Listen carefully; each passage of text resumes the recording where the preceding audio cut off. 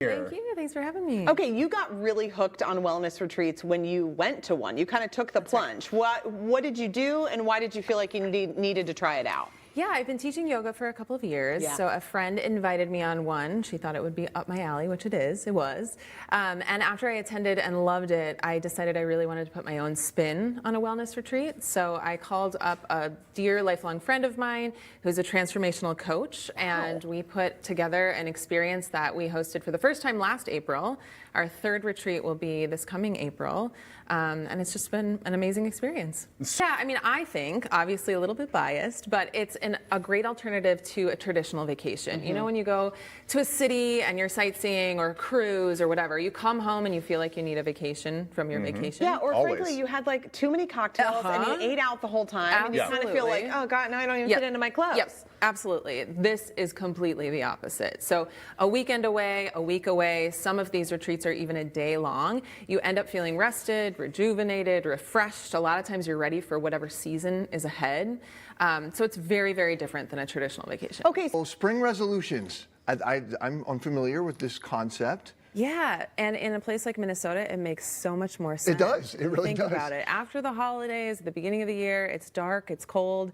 It's not a great time to set goals, actually. Especially if they're like working out goals. Absolutely. But if you think about the spring and the change of seasons, there's more light, there's more warmth. It's a much better time to think about different goals that you want to set for the rest of the year. So my biggest goals is always to use my phone less. So if you think about that morning routine, setting aside the phone until you've completed your routine, your shower, your workout, your morning breakfast, and then looking at your phone before you're able to see the daylight, huge step. Another thing you can do in the spring that's so much easier than in January is getting those actual steps in. So moving your body more, much easier to do when it's lighter in the morning, when you've got more time after work. So much more tangible things in the spring. Big research studies done at both Stanford and Harvard showed that it increases longevity. So having social connections benefits your well-being, sometimes even more than like your cholesterol level or different health aspects.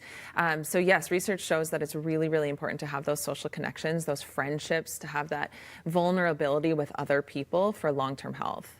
Yeah, first thing is to say yes, even if you don't feel like it, even if you don't want to, even if it feels awkward, because it does for most people. It might feel weird to be vulnerable, but say yes anyway. Just do it. Somebody invites you to do something, go.